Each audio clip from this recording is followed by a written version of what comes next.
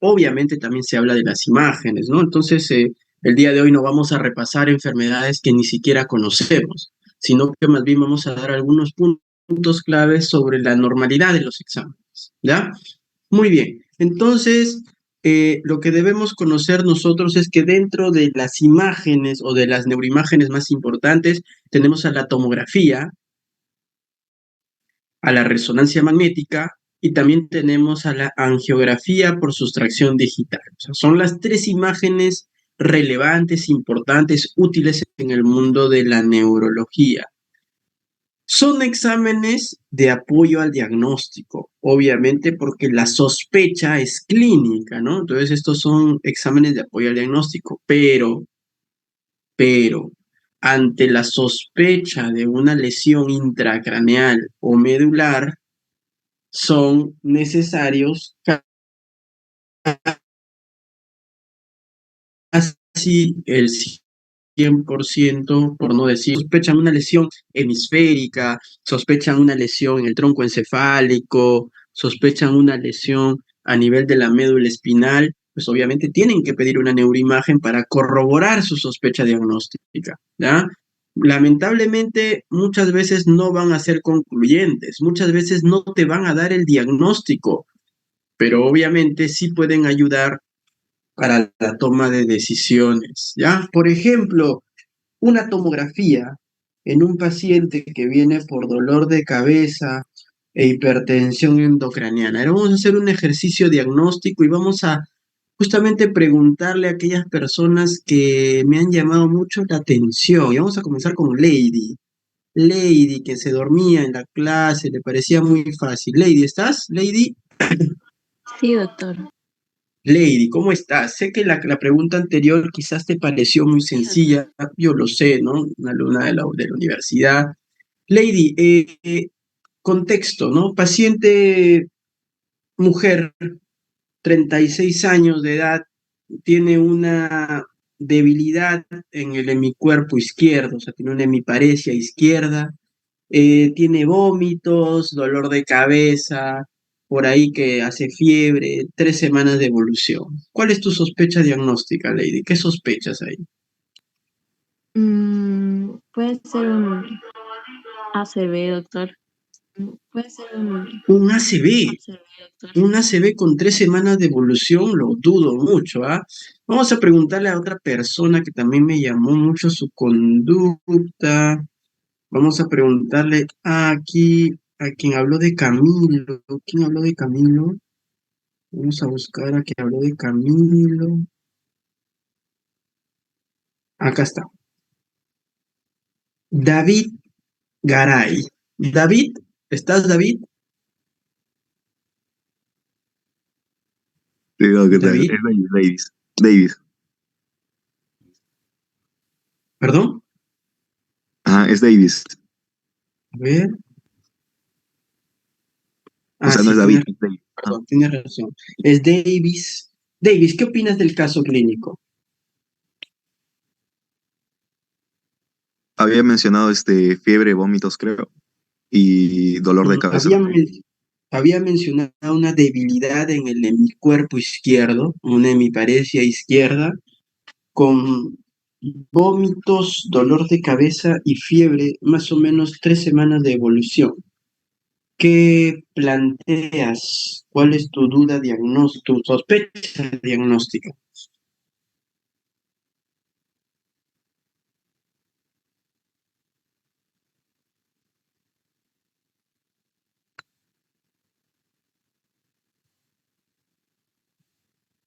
Hola, Davis, ¿estás?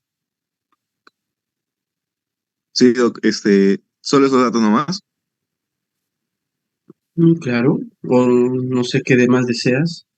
Es una sospecha. Así te van a, cuando tú estés sentado frente al paciente, cuando seas interno de medicina o médico general, el paciente va a venir.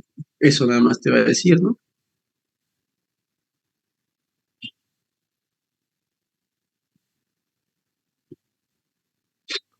¿Se A podría ver, ser una vamos a ir alteración con en la otra vía, en la vía persona. motora, doc? Vamos a ir con otra persona, a ver, alguien. Vamos a ver aquí. Acá está. Vamos con Patrick Flores, que también se estaba riendo por ahí de la fascia del paciente. Patrick Flores está. Patrick. Sí, doctor, ¿sí me escucha? Claro que sí, Patrick, qué gusto. Cuéntame, ¿qué sospechas tú en el paciente? Ni Lady, que le dio sueño en la clase, ni Abel, que mencionó a Camilo, que está con Evaluna ahí tranquilo, no tiene nada que ver acá. ¿Qué opinas tú? Mujer de 36 años, 3 semanas de enfermedad, una debilidad en el hemicuerpo izquierdo, asociado a dolor de cabeza, a vómitos y a fiebre. ¿Qué sospechas? Posiblemente una isquemia. Una isquemia. ¿Por qué una isquemia? Habíamos dicho en la primera clase, habíamos dicho en la primera clase que los accidentes cerebrovasculares se presentan de forma aguda, abrupta, de un momento a otro, de un segundo a otro. Difícilmente pues da 3 semanas de enfermedad, ¿no? Los ACVs van a llegar a ustedes con 1 hora, con media hora, con 2 horas, el tiempo que le demora al paciente en reconocer sus síntomas y trasladarse al hospital. Difícilmente les va a producir algo que demore 3 semanas. Entonces, el cuadro clínico que les dice, en primer lugar, ¿cómo deben analizarlo? Si tiene una hemiparesia izquierda, entonces ese es un signo focal, les dice de que algo está pasando en la vía motora del lado derecho. Entonces ahí me ubico. Entonces tiene que haber una lesión focal en el lado derecho. Lo segundo, me dice que tiene vómitos y dolor de cabeza.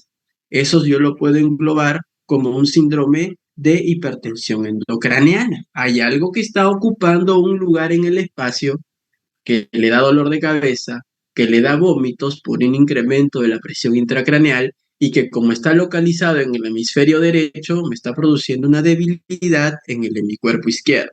Perfecto. Hay algunos que me escriben en el chat que podría ser un tumor, una neoplasia. Podría ser.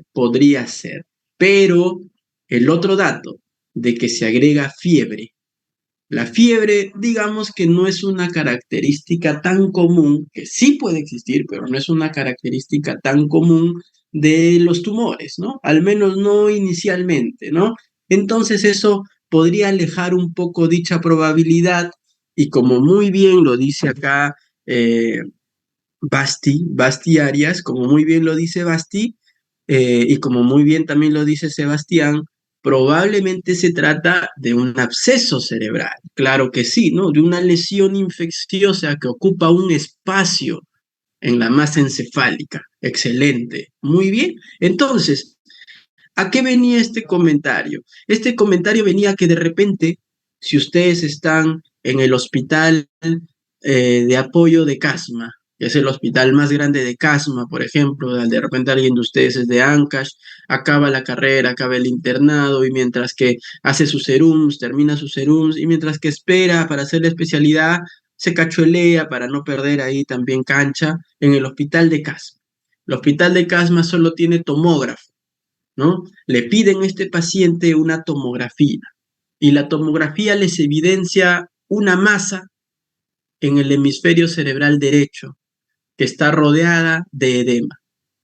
Ahí viene lo que dice que muchas veces no son concluyentes, porque esa masa, si yo encuentro que hay una lesión ocupante de espacio, ¿qué es lo que tengo que hacer? Tengo que manejar la hipertensión endocraneana, porque probablemente eso es lo que le produce el dolor de cabeza, eso es lo que le produce los vómitos, eso es lo que le produce la debilidad. Entonces yo manejo la hipertensión endocraneana y me da tiempo, me da una mejoría sintomática y me da tiempo hasta que el paciente logre identificar cuál es el problema que lo aqueja, ¿no? Ya lo derivo a Lima o lo derivo a una ciudad más grande donde le puedan hacer una resonancia con contraste, etcétera, ¿no? ¿Qué será? ¿Ya? Y obviamente que en neurología estos estudios de imágenes constituyen la piedra angular en el diagnóstico ante la sospecha de una lesión focal. Muy bien, sigamos. Entonces, este es el tomógrafo en realidad ahí de la institución. ¿Qué es lo que yo debo saber de la tomografía? Claro que sí. con manitola el 20%, ¿no? Le calculas 1 gramo por kilo de peso, ¿no? Y luego le das esa es la dosis de ataque, y luego le das una dosis de mantenimiento de 0,5 a 0,8 gramos por kilo de peso. Eso ya se hablará en su momento, no se preocupen. Muy bien, esta es una tomografía en corte axial, sin contraste. ¿Qué puntos claves deben recordar ustedes de aquí? En primer lugar, de que en tomografía utilizamos el término densidad. Densidad. Entonces, el cráneo, que es blanco, los senos venosos, que son más claros, son hiperdensos. El líquido cefalorraquídeo, que es oscuro, es isodenso. Y el tejido cerebral, que tiene distintas tonalidades de grises, el líquido es hipodenso, no sé si lo dije bien, y el tejido, el parénquima, que tiene distintas tonalidades de grises, es isodenso. Entonces hablamos de densidades. Lo otro que tienen que recordar ustedes, es que siempre, siempre, siempre, este es el lado derecho y este es el lado izquierdo. En todas las neuroimágenes es así, ¿ya? Derecho, izquierdo, así es como se ubican. Ahora, otra cosa que hay que siempre describir, primero, ante qué se enfrentan, una tomografía. Segundo, ver el corte, recuerden que este es un corte transversal, pero más conocido como axial, y decir si están frente a una que tiene contraste o frente a una que no tiene contraste. Obviamente el contraste es una sustancia, en el caso de la tomografía iodada, que se distribuye por arterias y venas. Obviamente aquí en esta no resalta ninguna arteria ni ninguna vena porque es una tomografía sin contraste. Entonces, de las estructuras que deben reconocer, lóbulo frontal, aquí es la parte superior del lóbulo temporal, lóbulo parietal, lóbulo occipital, tienen al huevo echado medial que es el tálamo, tienen al núcleo caudado, tienen al brazo posterior de la cápsula interna, al núcleo lenticular, dentro de estructuras que ustedes deberían reconocer por la ubicación nada más donde se encuentran. Luego este es un corte más inferior que agarra el lóbulo temporal abajo, que agarra el tronco encefálico aquí, que es la protuberancia, el cuarto ventrículo está agarrando el cerebelo. Entonces vamos a ver distintas estructuras según el nivel del corte que ustedes estén cogiendo. Esta es una tomografía con contraste en la cual rápidamente ustedes se dan cuenta que hay una diferencia, ¿no? Que es justamente la difusión o la distribución de la sustancia de contraste por arterias y venas. ¿Para qué se usa el contraste? Se usa cuando yo sospecho alguna lesión que lo pueda captar. Por ejemplo, un tumor cerebral, por ejemplo, un absceso cerebral, por ejemplo, la detección de una malformación arteriovenosa, etcétera, ¿no? Entonces, cuando yo sospecho que el paciente pueda tener una lesión captadora de contraste, debería pedirlo. Luego tenemos a la resonancia magnética, ¿no? Miren ahí el equipo de resonancia. Aquí sí, la resonancia, a diferencia de la tomografía, en la cual hay tomografía sin contraste, tomografía con contraste y su variante, que es la angiotomografía, que es el estudio de vasos por la tomografía, la resonancia sí tiene un montón de protocolos, un montón. Entonces va a tener un protocolo T1, T2, FLAIR, difusión, el coeficiente de difusión aparente, va a tener el protocolo de T2 ecogradiente, el protocolo de susceptibilidad magnética o Benvolt, va a tener también su estudio de vasos, que es la angioresonancia, implicado que ustedes en un curso de 2 meses o de 10 teorías, me parece, salgan duchos en todo lo que respecta a las neuroimágenes, ¿no? Entonces, lo importante es que ustedes afiancen los conceptos más claros y los conceptos que ustedes sí deberían tener, ¿no? Algo que no se les debe escapar, ¿ya? Ahora, la principal diferencia con la tomografía es que en la resonancia ya no se habla de densidad, sino que se habla de intensidad o de señal. ¿Qué quiero decir? Por ejemplo, el líquido cefalorraquídeo que está dentro de las cavidades ventriculares es hipointenso o de hiposeñal. Por ejemplo, el parénquima cerebral en sus distintas tonalidades es isointenso o de isoseñal. ¿Cuál se usa más? La verdad es que se usa más la palabra intensidad. Entonces, el líquido es hipointenso, el parénquima es isointenso, y en esta imagen, que es una imagen normal, obviamente no se ven lesiones hiperintensas, ¿ya? Tienen acá el núcleo caudado, miren al núcleo lenticular, el tálamo, los ventrículos laterales, la corteza frontal, el cuerpo calloso y, bueno, los lóbulos que ustedes ya conocen. Vamos a hablar brevemente de los protocolos más usados. El protocolo T1, háganse una idea que es como una tomografía en alta resolución, en alta definición, una tomografía en HD. Eso es el protocolo T1. ¿Y para qué nos sirve? Básicamente para ver integridad estructural. Integridad estructural. Y como dice la diapositiva, normalmente no hay hiperintensidades. Entonces, en el T1 no debería haber nada que brille, nada blanco. Eso es lo normal. Luego tenemos acá, mira, este es un corte a nivel de los ventrículos laterales, un corte de Charcot. Luego tienen un corte más inferior,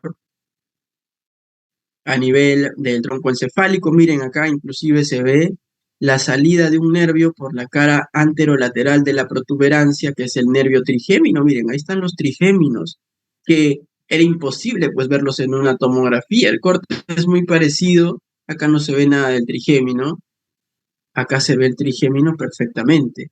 Tenemos a los lóbulos temporales, al cerebelo, a los pedúnculos cerebelosos, al cuarto ventrículo, y luego tenemos acá un corte más superior, un corte ya netamente a nivel de la corona radiada, que le llaman, ¿no? Entonces ya no hay cuerpo calloso ahí, es corona radiada donde todo se ve bastante bien. Luego tenemos el protocolo T2. El protocolo T2 es un protocolo que se caracteriza porque el líquido es hiperintenso. Entonces todo lo que brilla en T2 es líquido, o obviamente también puede ser edema, ¿no? Porque el edema al fin y al cabo tiene algo de vasogénico y hay líquido, ¿no? Entonces, pero todo en el T2 que brilla es de contenido líquido. Entonces, obviamente que brilla el líquido cefalorraquídeo dentro de las cavidades ventriculares, tienen acá los ventrículos laterales, tienen allí el tercer ventrículo, tienen líquido en el espacio subaracnoideo, ¿no? Líquido en el espacio subaracnoideo, todo va bien ahí. Entonces, lo normal es que no haya hiperintensidades en el tejido cerebral, ¿ya? Y los senos venosos, ahí donde está el puntero láser, es el seno sagital superior. Los senos venosos deberían verse hipointensos, oscuros, porque el paso de la sangre se ve oscuro en el T2. Miren, por ejemplo, esta es una arteria que se llama la arteria basilar. Acá tienen la vertebral de un lado, la vertebral del otro, que se unen para formar la basilar. También se ve hipointensa, se ve oscura, ¿ya? Entonces, lo anormal en el T2 es que haya una hiperintensidad en el tejido cerebral. Hay una pregunta, me parece. ¿Y por qué está desviada? La basilar nunca es recta la basilar. En los libros nada más es recta. La basilar siempre es tortuosa, siempre tiene acodaduras, giros, ¿ya? Entonces, el libro, pues el Haynes, el Snell, el Afifi, todo lo dibujan, el mismo Netter, que es el Atlas, lo dibujan rectito. Nunca es recto, siempre es tortuosa. Luego tenemos el protocolo FLAIR o FLAIR. Para mi gusto y para el gusto de ustedes que no somos radiólogos, ¿no? Yo no soy radiólogo, ustedes hoy por hoy no son radiólogos, quizás alguien más adelante lo sea. Para nosotros el FLAIR debería ser la primera imagen a observar ante la sospecha de una lesión cerebral, intracraneal, encefálico, medular. ¿Por qué? Porque la gran mayoría de lesiones suelen mostrar cambios en el FLAIR, y la mayoría de veces ese cambio es que hayan hiperintensidades, ¿ya? Entonces, lo normal es que no haya, pero si es que hay algo anormal en el FLAIR, suele ser hiperintenso. Entonces, como una forma de guiarnos para no pisar el palito, para no cometer errores, siempre es bueno darle un ojo al FLAIR primero, ¿ya? Entonces ahí no hay pierde, pues, ¿no? En el FLAIR, la diferencia con el T1, miren, es que en el T1 la sustancia gris cortical y subcortical es gris, pues, ¿no? La sustancia gris es gris acá. Somas neuronales, cuerpos neuronales. Y la sustancia blanca, que son axones, es blanca en el T1. En cambio, en el FLAIR es al revés. La sustancia gris, que son los somas que están en la corteza y en los núcleos subcorticales, más bien se ve clara y la sustancia blanca se ve más oscura. Entonces hay una inversión de colores entre el T1 y el FLAIR. Así lo pueden identificar rápidamente. Y todo lo que sea hiperintenso, todo lo que sea hiperintenso en FLAIR representa áreas de edema vasogénico. Edema vasogénico. Solo por poner un ejemplo, tumores, abscesos dan edema vasogénico, pero en realidad cualquier lesión tiene algo de componente inflamatorio con ruptura de la barrera hematoencefálica que te va a dar un poco de edema vasogénico. Luego tenemos el protocolo de difusión. Ojo, y repito, todo lo que estoy mostrando yo es lo normal para luego en el transcurso de las clases y de las enfermedades verlo anormal, ¿ya? El protocolo de difusión es un protocolo que parece un FLAIR medio difuminado, que le has metido ahí un filtro, se ve difuminado, y tiene la característica básica que normalmente tampoco deberían encontrarse hiperintensidades. Ahora, a diferencia del FLAIR, cuando ustedes ven una lesión hiperintensa en difusión, les habla de edema citotóxico, el cual suele ser la mayoría de veces producido por isquemia o por falta de aporte sanguíneo.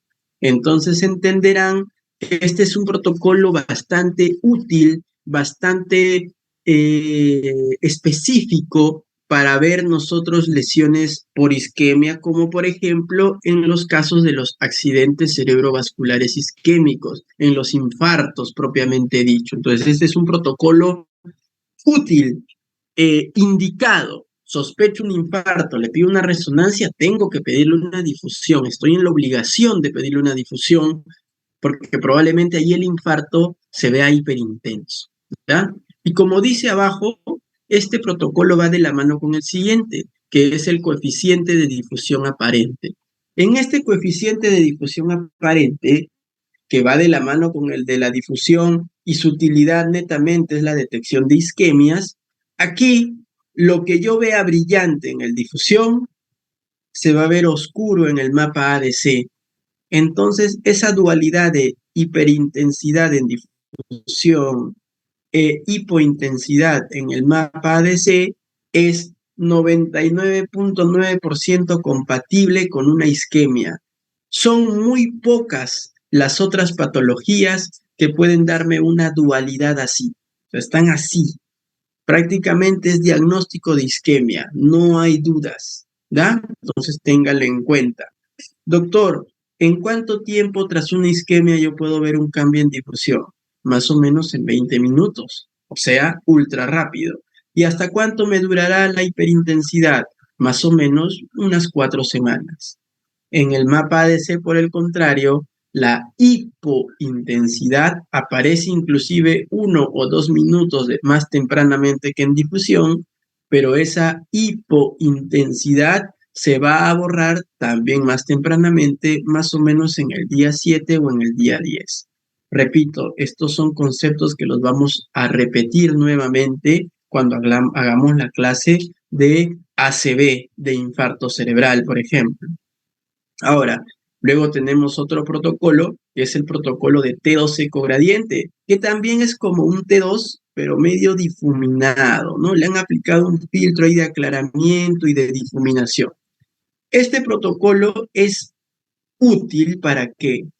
Útil para ver depósitos de hierro o depósitos de calcio, o sea, para ver sangre o para ver calcificaciones, ¿ya? Entonces es un protocolo muy útil cuando la queja es más bien un sangrado, porque no solamente me va a ver el sangrado actual, sino que también tiene la capacidad de identificar a sangrados antiguos gracias a los depósitos de hemosiderina residuales que quedaron. Entonces es muy útil en el contexto de pacientes que tengan o que hayan tenido algún antecedente de una lesión cerebral hemorrágica, ya sea un ACV hemorrágico, ya sea una contusión hemorrágica o ya sea también la sospecha de alguna enfermedad por depósitos de metales, como por ejemplo la enfermedad de Wilson, la enfermedad de Halle-Borden-Spatz, etcétera, ¿no? Que son enfermedades que también vamos a ir desarrollando con el paso del tiempo. ¿Protocolo T12 cogradiente podría ser útil para la neurociticercosis? Muy buena pregunta, Matías. Claro que sí, porque te va a ser útil para detectar uno de los estadios de la neurociticercosis, que vendría a ser la neurociticercosis calcificada. Excelente comentario, excelente aporte, Matías. Muy bien. Ahora, sigamos. Luego tenemos el protocolo de susceptibilidad magnética, o también conocido como SWI, al de difusión también le llaman DWI, ¿ya? SWI susceptibilidad, conocido en otras zonas como el protocolo SWAN, o conocidas también aquí como el protocolo Ben-Bolt, así se le llama, ¿no? Como voy a escribir en el chat para todos, el protocolo Ben-Bolt, ¿no? Así se le llama. Muy bien, este protocolo tiene una utilidad bastante similar a la del protocolo anterior, solo que, como ustedes pueden ver en la última viñeta, tiene una sensibilidad de alrededor de 6 veces superior al T12 cogradiente para detectar depósitos de hierro, de cobre, de calcio, de alguno de esos otros materiales, ¿ya? Ahora, esto sí, no es un protocolo que esté disponible libremente, ¿no? Los protocolos o todos los resonadores normalmente te dan un T1, un T2, un FLAIR, un difusión, pero este protocolo Venbolt sí requiere de un software adicional. Es como una PC, ¿no? Una PC, por ejemplo, tú en tu laptop o en tu PC para actividades académicas, ¿no? Ya pues te abre Word, te abre Excel, PowerPoint, te abre YouTube, te abre, no sé, lo que tú quieras usar, pero difícil pues que puedas jugar un juego pesado ahí, ¿no? Entonces, ¿qué le tienes que aumentar? Tienes que mejorar el procesador, le tienes que mejorar la memoria RAM, le tienes que mejorar la tarjeta de video, etcétera, ¿no? Entonces es igual acá, ¿no? Los resonadores también pueden adquirir softwares, ¿no? Adquirir softwares para poder soportar este otro tipo de protocolos. Entonces aquí sí ya obtener un protocolo Venbolt ya implica cierto grado de resonador de mayor capacidad, ¿no? Pero un resonador normal sí está calificado para que te dé un T12 cogradiente, por ejemplo, ¿ya? Luego tenemos la imagen por contraste. Entonces también hay una, así como hay una tomografía con contraste, también hay una resonancia con contraste, la cual nuevamente la sustancia, aquí sí ya no es una sustancia iodada como en la tomografía, sino es una sustancia denominada gadolinio, ¿ya? Y acá sí el gadolinio también se va a distribuir normalmente por arterias y venas. Por ejemplo, todas estas que ustedes ven aquí son arterias corticales, pero miren acá, ¿no? Tienen los senos venosos, miren, tienen el seno sagittal superior allí, el triángulo ahí, ¿no? Entonces, normalmente ninguna región en el tejido cerebral debería captar contraste, o sea, solo deberían captar contraste los vasos. Cualquier otra cosa que capte contraste en el tejido cerebral, o sea, que se pinte de ese color en el tejido cerebral, es totalmente anormal, ¿ya? Por ejemplo, también la resonancia nos da la opción de un estudio de vasos que se llama la angioresonancia. La angioresonancia hay de dos tipos. Hay una angioresonancia sin contraste, o también conocida como angiotop o tiempo de vuelo, y también tengo una resonancia de vasos, o sea, una angioresonancia con contraste. Obviamente que es mejor la con contraste que la sin contraste, pero vamos que a veces tú le quieres ver los vasos a un abuelito de 90 años y ¿para qué te vas a correr el riesgo de darle una sustancia de contraste que si bien es cierto es bajo, pero te puede dar una insuficiencia renal aguda, por ejemplo, ¿no? Entonces prefiero hacerle una rezo sin contraste con angio por tiempo de vuelo, donde yo sé que nada malo le va a pasar a ese paciente, ¿no? Entonces acá tienen un angio donde está el cursor, es la arteria carótida interna, que se bifurca en cerebral anterior, cerebral media en su segmento M1, luego en su segmento M2, etcétera, ¿no? Entonces ustedes van a poder evaluar de forma más o menos fidedigna la vasculatura intracraneal. Y digo de forma más o menos fidedigna porque hay una especie de escalera de jerarquía de peor a mejor en cuanto a los estudios de vasos del cerebro. El peor entre comillas, ojo, peor entre comillas porque es bastante bueno, pero el peor entre comillas es la angioresonancia sin contraste, la que estamos viendo ahí. En tercer lugar está la angioresonancia con contraste.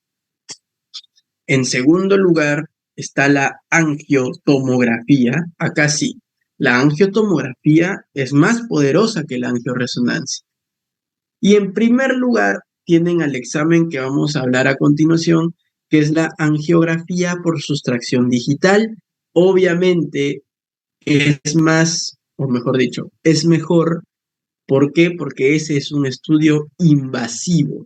Ahí hay que entrar por el vaso, hay que estar en sala de operaciones, es un estudio endovascular invasivo. ¿Da? Muy bien, sigamos. Tenemos acá, por ejemplo, una muestra de una angio en fase arterial, ya hemos visto algunos vasos, miren acá la comunicante anterior, las cerebrales anteriores, tienen acá la vertebral de un lado, la vertebral del otro, la basilar, las SUCAS, las ACPs, que ustedes ya conocen ya de segundo año. También me da la opción de una fase venosa, por ejemplo, para la evaluación de una enfermedad que se llama la trombosis venosa cerebral. Y aquí sí, esta sí es una indicación de primer nivel. Probablemente el examen ideal para diagnosticar una trombosis venosa cerebral sea la angioresonancia, ¿ya? Porque el otro es invasivo, pues, ¿no? Entonces este es bueno. Tienen, miren, el seno sagital superior, la prensa de erófilo, tienen el seno recto, tienen acá el seno sigmoide, la vena yugular interna, etcétera. Luego también tienen la espectroscopía, que la habíamos comentado como otra modalidad de uso de resonancia. Entonces, recuerden que la resonancia pues obtiene sus imágenes de magnetismo, ¿no? Y por ese mismo electromagnetismo se puede estimar, ojo, se puede estimar la presencia de algunas moléculas en ciertas partes del tejido cerebral gracias a su peso molecular.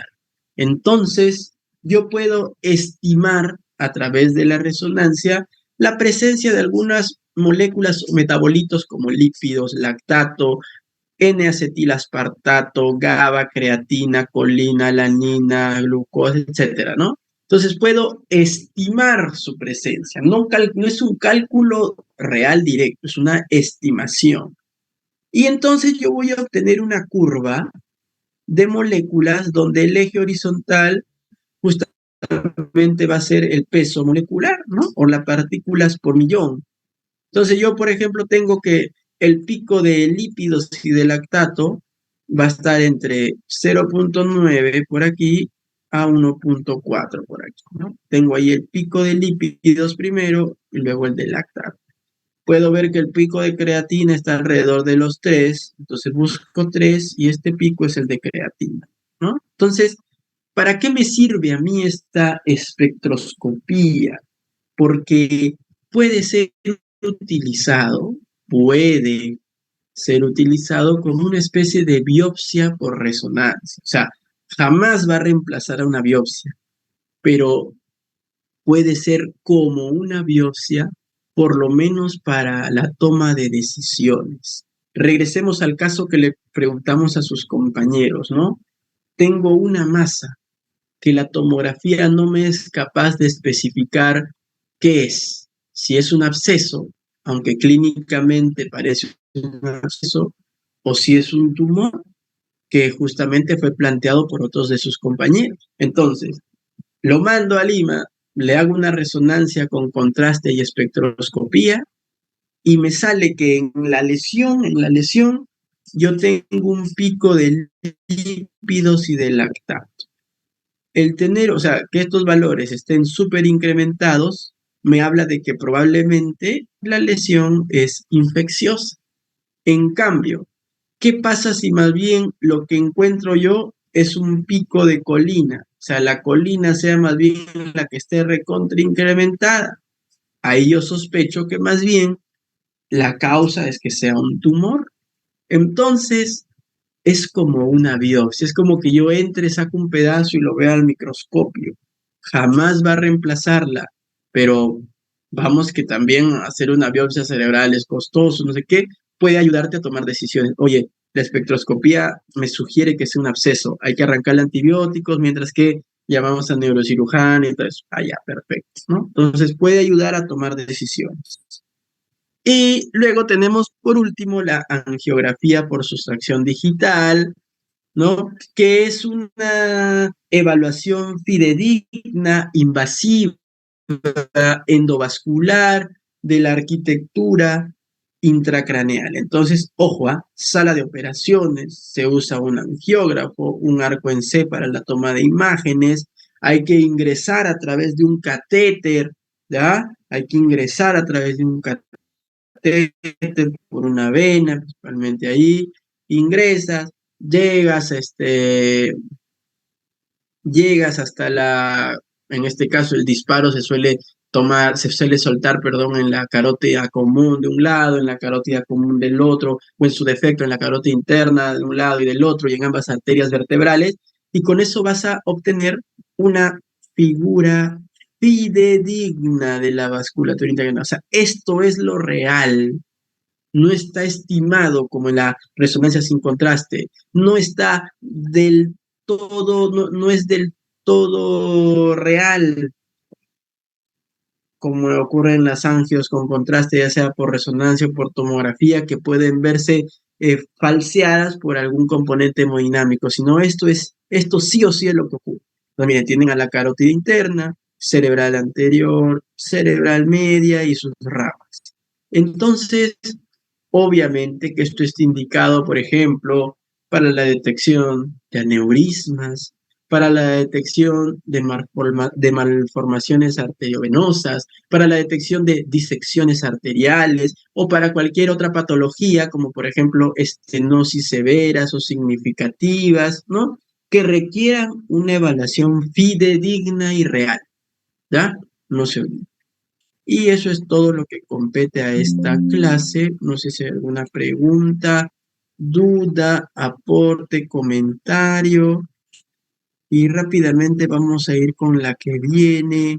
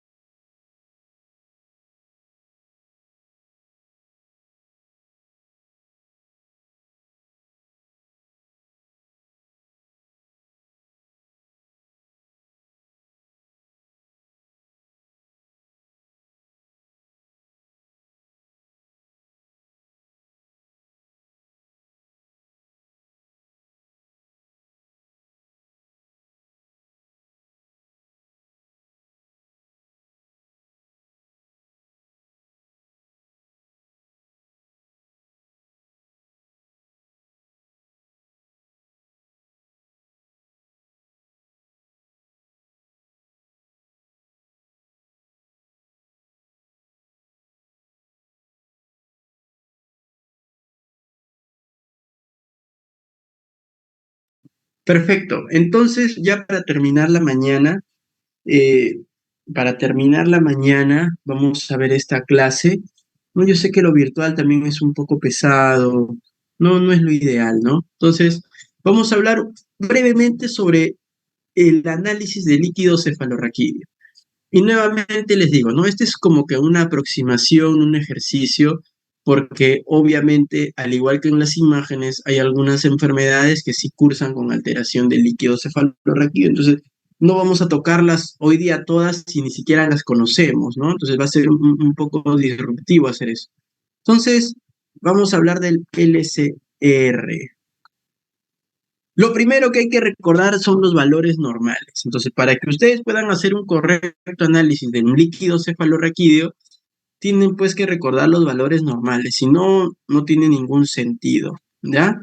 Entonces, tenemos que la presión de apertura, que es la presión de salida del líquido, que sí puede ser valorada durante la presión durante la punción lumbar, usualmente oscila entre 6 a 14 milímetros de mercurio o 6 a 18 centímetros de agua, ¿no? Obviamente en milímetros son por 10, ¿ya?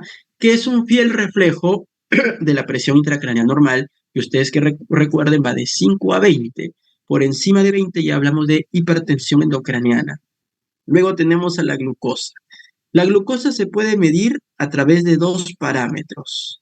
Lo ideal y lo recomendado es que ustedes, antes de una punción lumbar, inmediatamente antes, le tomen pues un test de glucosa al paciente para saber cuánto es su glucosa plasmática en ese momento. Y a esa glucosa plasmática ustedes le puedan calcular un valor que más o menos es el 60%. Entonces, le sacan ahí el 60% y la glucosa que ustedes obtienen en el líquido debería ser alrededor del 60% de la glucosa plasmática o inclusive un poquito más, ¿ya? Luego, en cambio, si por A o B motivos no tienen glucómetro, la glucosa en su hospital se malogró o en su posta no hay glucosa, pueden utilizar los valores absolutos, que lo normal, los valores normales oscilan entre 45 a 80 miligramos por decilitro. Ya saben, no es lo ideal, pero es lo que se hace si es que no se tomó la glucosa durante o antes de la punción lumbar. Luego tienen el valor de proteínas que oscila entre 15 a 45 miligramos por decilitro. Ya saben que es un valor muy inferior a lo que se suele obtener en el plasma, donde hablamos de gramos por decilitro.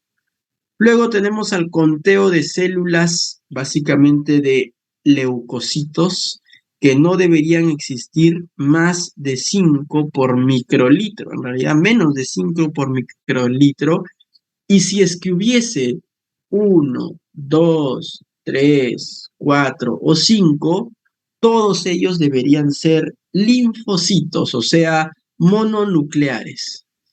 El encontrar neutrófilos o polimorfonucleares en el líquido cefalorraquídeo es un hallazgo anormal. No se olviden, es un hallazgo anormal.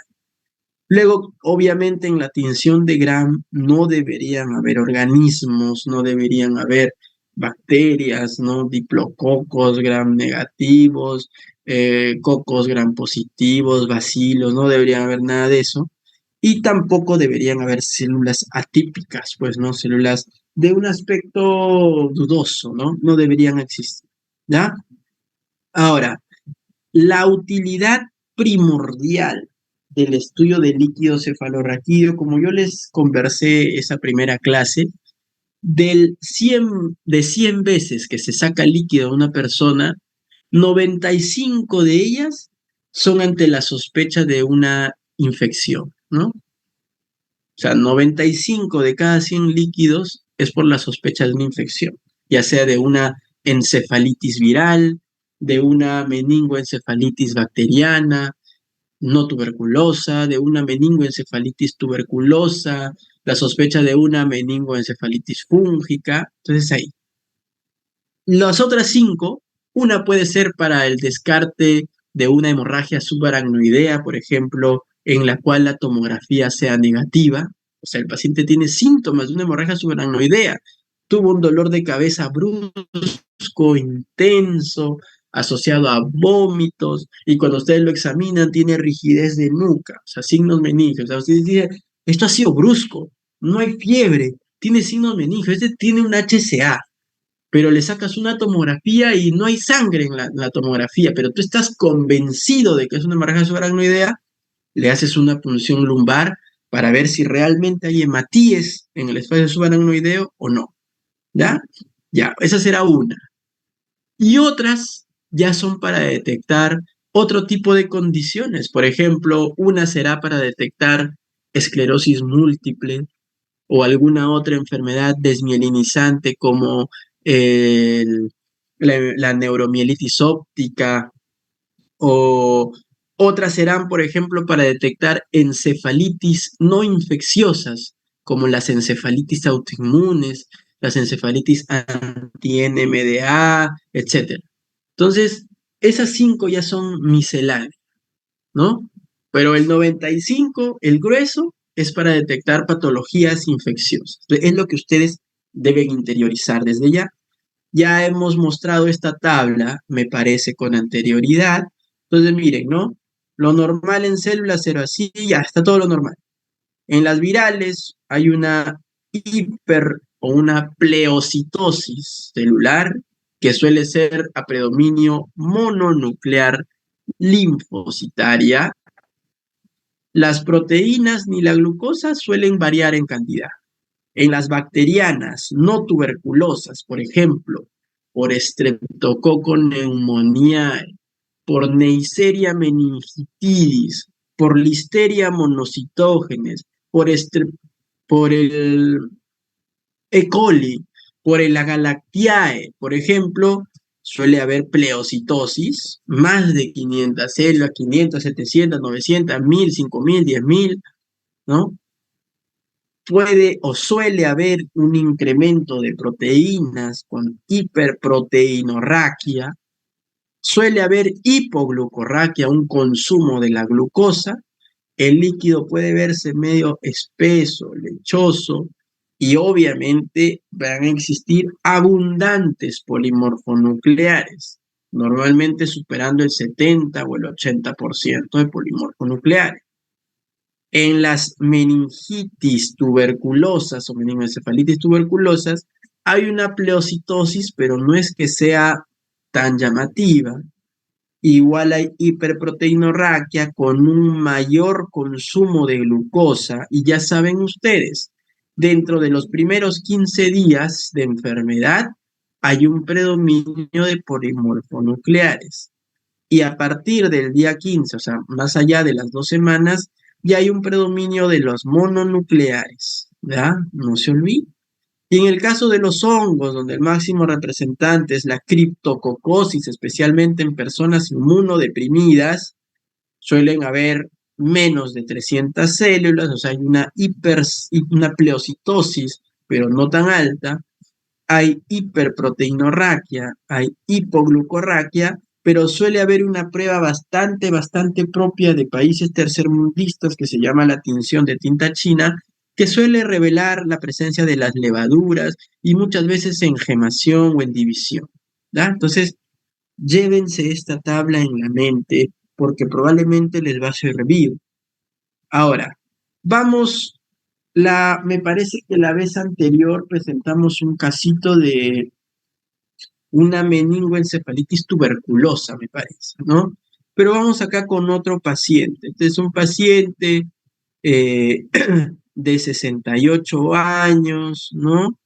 Ahí está, que acude a la emergencia, pues.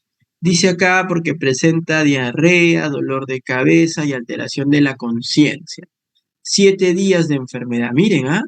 Más o menos 7 días, dice. Masculino. Familia refiere que hace más o menos 7 días inicia con alteración de la conciencia, con comportamientos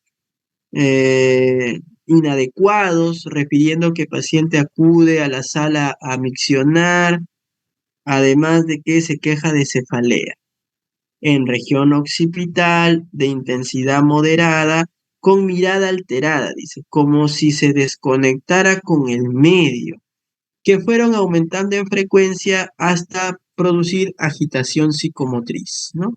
Por lo que acude a la emergencia del hospital. Dice.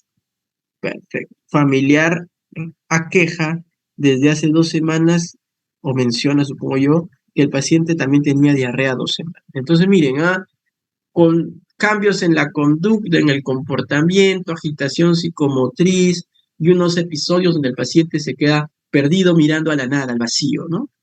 Vamos que no me menciona en ningún momento debilidad en mi cuerpo, no me menciona náuseas, no me menciona vómitos, no me menciona nada de eso, ¿no?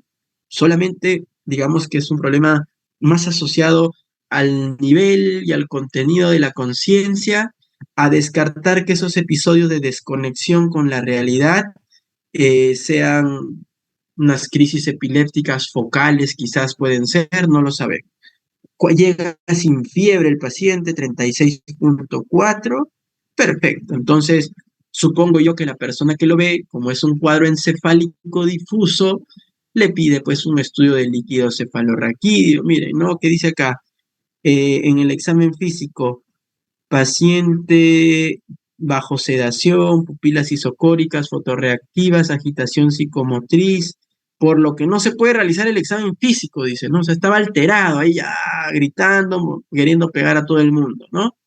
Inclusive tiene su prueba COVID, era el momento del COVID, positivo, mire, ¿no? Salió positivo el COVID inclusive, ¿no? Increíble. Sigamos. Y este es el primer líquido del paciente. Entonces, como esta, obviamente, pues también una clase interactiva, entonces vamos a 1 minuto para ver ese líquido y luego voy a mencionar a 3 personas para que me comenten hacia qué podría apuntarles el líquido, ¿no? Hacia qué les podría apuntar.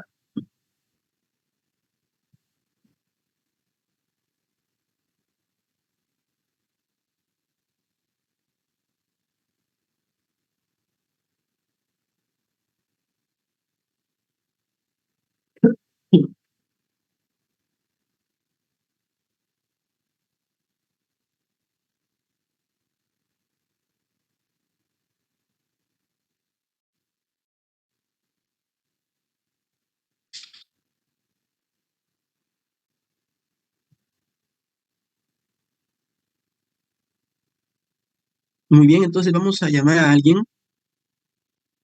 Muy bien, entonces vamos a llamar a alguien de forma voluntaria, obviamente. A ver, vamos a preguntarle a su compañero Sandro. Sandro, es- eh, Sandro, si nos comentas qué te parece, Sandro. Sí, doctor. Bueno, dentro de eso se logra ver que hay una hiperproteinorraquia y una hipoglucorraquia marcada, ¿no? Por lo que, y también las células están aumentadas, hay una, ¿cómo se diría? Pilocitosis, Ujú, este, con predominio de linfocitos, ¿no? excelente. ¿Y para ti a qué va? ¿A qué apunta? Hacia eh, una meningitis tuberculosa Ya, en la segunda semana, la siguiente semana. perfecto, perfecto. Entonces, no sé si hay alguna opinión disímil, pero me parece que aquellos que también han opinado en el chat están de acuerdo. Eh, Vamos a preguntarle solo a alguien más, porque varios han opinado. Gracias más bien por tu participación. Excelente. Y vamos a preguntarle, a ver, a-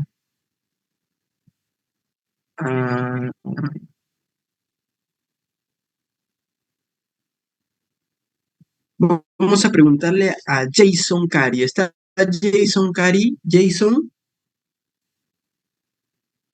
Sí, ese doctor presente. ¿cómo estás, Jason? Espero que estés bien. Ya vamos a acabar. No te preocupes, sé que está jugando el Manchester City contra el Liverpool. Créeme que estoy acá viendo de lejos también, ¿no? Pero ya vamos a acabar. Cuéntame, Jason, ¿qué opinas? ¿Qué te parece?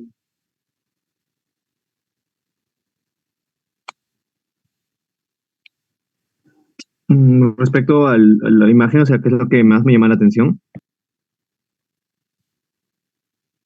¿Cuál es la etiología, digo, del líquido? O sea, ¿a qué apunta ese líquido para ti? A una infección bacteriana, probablemente. O sea, una meningitis bacteriana no tuberculosa, ¿a eso te refieres? Sí, podría ser, doctor.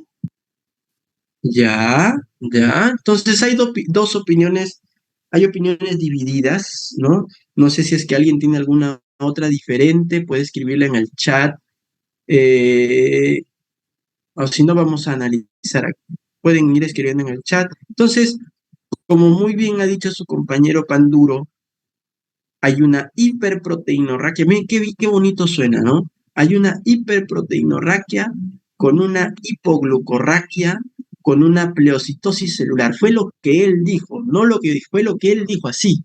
Entonces suena excelente, ¿no? Inclusive nos dijo que es a predominio linfocitario y nos hizo hincapié de que el tiempo de enfermedad era más o menos 7 días.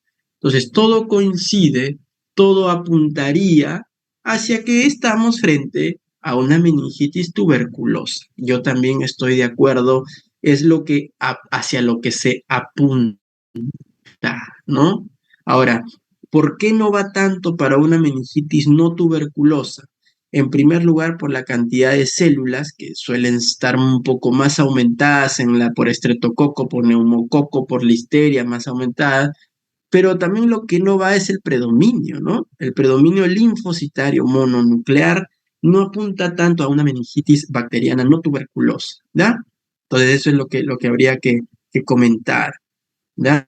Entonces muy bien, vamos a ver, pues sospecharon una meningitis tuberculosa y como yo les he dicho en la clase anterior, este es el citoquímico que te da sospechas que tienes que luego corroborar a través de un examen. El examen para corroborar tuberculosis es justamente un examen por reacción de cadena de polimerasa, ¿no? Un PCR para Mycobacterium tuberculosis que se llama GeneXpert, pero ahí como dice, ¿no? Assay, dice Assay, ¿no? Expert, MTBR, Assay, ¿no? Dice, ahí está, ¿no? Ese es un GeneXpert para Mycobacterium tuberculosis e inclusive les da la presencia o no de resistencia para la rifampicina. Doctor, ¿dónde mandaron eso? ¿A otro país? No, eso hay acá, en varios hospitales, Cayetano, Hipólito Unanue, inclusive hasta en centros de salud, en Jesús María, que es un centro duro para la lucha contra la tuberculosis, que está por la cuadra, creo que 18 de la Avenida Brasil, ahí cerquita nada más, en el INS, que es el Instituto Nacional de Salud, se hacen estas pruebas, son gratuitas como parte del programa de lucha nacional contra la tuberculosis, ¿no? Entonces, ahora, lamentablemente en lo que sí falla es que, como todo peruano, ¿no? Reciben las muestras, creo que lunes, miércoles y viernes, o martes, jueves y sábado, no sé, y el resultado te lo dan pues todavía en 24 horas, cuando deberían recibirse las muestras todos los días de la semana, a cualquier hora, porque el resultado de esta prueba no demora más de 2 horas. Entonces, porque mientras más rápido lo diagnosticas es mejor, ¿ya? Pero bueno, exceptuando esos, esas trabas burocráticas, lamentablemente no se detectó tuberculosis, miren, ¿no? Y esta prueba es una prueba que tiene una elevada sensibilidad y una elevada especificidad, ambas por encima del 90%. Ojo, ¿ah? Entonces, cuidado, salió negativo para tuberculosis. Entonces, ¿qué se hizo? Se hicieron más líquidos, pues, ¿no? El primer líquido, el que le mostramos aquí, era del 5 de abril. El siguiente líquido fue del 8 de abril y el tercer líquido fue del 13 de abril. Entonces, miren, en el lapso de 8 días lo punzaron, o como coloquialmente nosotros le decimos en el hospital, lo pelaron. ¿Por qué pelaron? Porque el procedimiento se llama PL, ¿no? Punción lumbar, PL, pelaron, ¿no? Lo pelaron 3 veces en 8 días al pobre señor, ¿no? Y miren el cambio del líquido.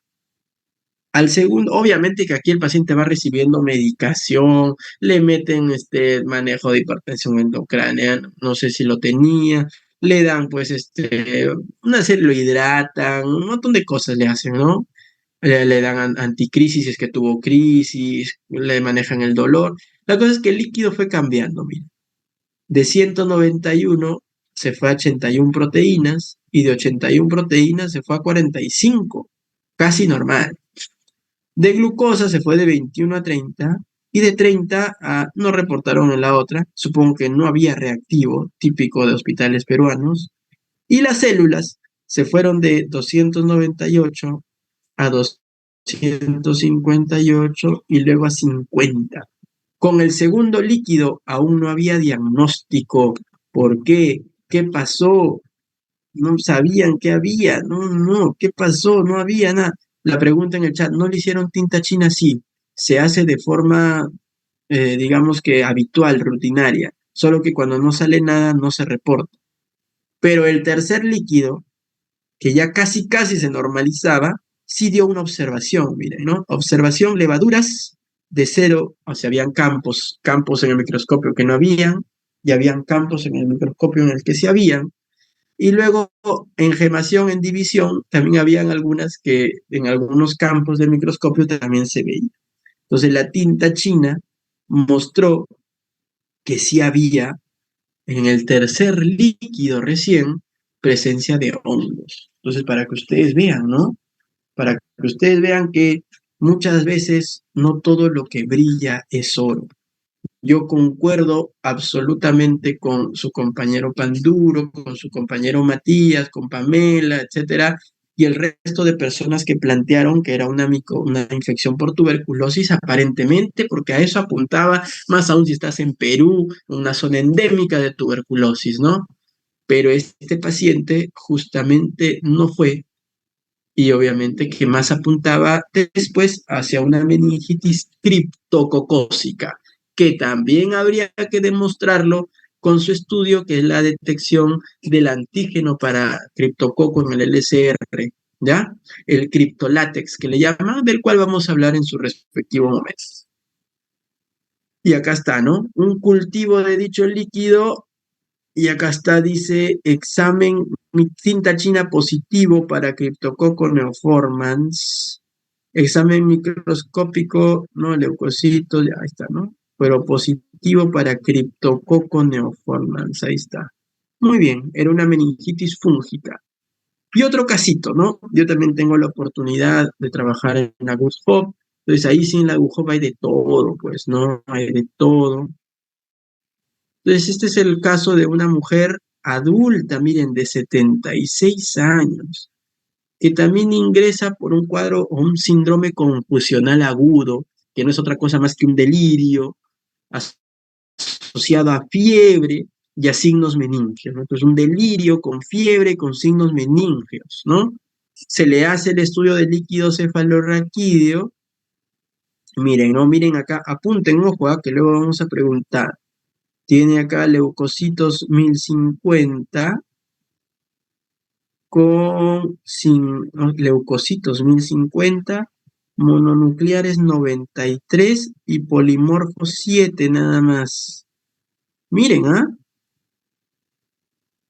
Muy bien. Y la glucosa en 15 y las proteínas en 155. Este es del año pasado de julio, miren, ¿no? A ver, en el chat, por favor, sus opiniones son casos ya de la vida real, pues, ¿no? El libro es fácil, la vida real no tanto. 1050 células, 93% mononucleares, 15 de glucosa, 155 de proteínas. Ah, un caso complicado, ¿ah? ¿Para qué va? A ver, muy bien, ya hay algunos comentarios en el chat.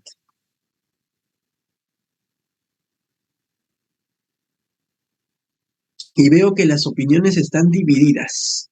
Algunos apuntan para una bacteriana no tuberculosa y otras apuntan para una tuberculosa. Lo que pasa es que también genera duda porque tiene de ambos, ¿no? ¿Qué tiene de tuberculosa? El masivo consumo de glucosa ¿no? El masivo consumo de glucosa, la hiperproteinorraquia, que no tiene de tuberculosa la excesiva cantidad de células, ¿no? Y mucho menos en un adulto mayor. Entonces, esta excesiva cantidad de células va más bien para una bacteriana no tuberculosa, pero el predominio es mononuclear y el paciente tenía menos de 2 semanas de enfermedad. Entonces, apunta hacia un lado, apunta hacia el otro. Obviamente que este es un caso para hacerle un análisis de distintos patógenos. Y eso es lo que se le hace a través de una prueba llamada FILMARRAY. Como voy a escribir acá, FILMARRAY. El FILMARRAY también es una prueba de PCR que no solo va a detectar un patógeno, sino una serie de patógenos, los más comunes entre virus, bacterias y hongos, como ustedes pueden ver la lista allí en la diapositiva. E. coli, Haemophilus influenza, Listeria, Neisseria, Streptococcus, Galactae, Pneumoniae, Citomegalovirus, Enterovirus, herpes 1, 6 y 2, Parecovirus, varicela zoster y Criptococo. Detecta el material genético de esas entidades. Y miren a qué salió positivo. A Neisseria meningitidis. O sea, era una meningitis bacteriana no tuberculosa. Entonces, si retrocedemos, meningitis bacteriana, ¿cumplía la cantidad de células? Sí. ¿Cumplía la hiperproteinorraquia? Sí. ¿Cumplía la hipoglucorraquia? Sí. Lo que no cumplía era de que había un predominio mononuclear. ¿Por qué? Sabe Dios, pues, ¿no? De repente la edad, de repente arrastraba algún estado de inmunosupresión, no lo sé. Pero no es que cumplía todos los criterios explícitamente, ¿ya? Y por eso era fácilmente confundible con una MEC tuberculosa. Muy bien. Entonces, este caso es interesante porque las Neisseria meningitidis, o sea, las meningitis por meningococo, no solamente involucran al paciente, sino que también todas aquellas personas que hayan tenido contacto con ella hasta antes del manejo antibiótico tienen que recibir un profiláctico. Inclusive hasta yo y otro neurólogo tuvimos que recibir nuestra dosis de ciprofloxacino como profiláctico. Todos, un montón de gente en la clínica y obviamente un montón de sus familiares que tuvieron contacto con ella desde días antes del inicio de los síntomas, ¿ya? Como lo vamos a ver más adelante también.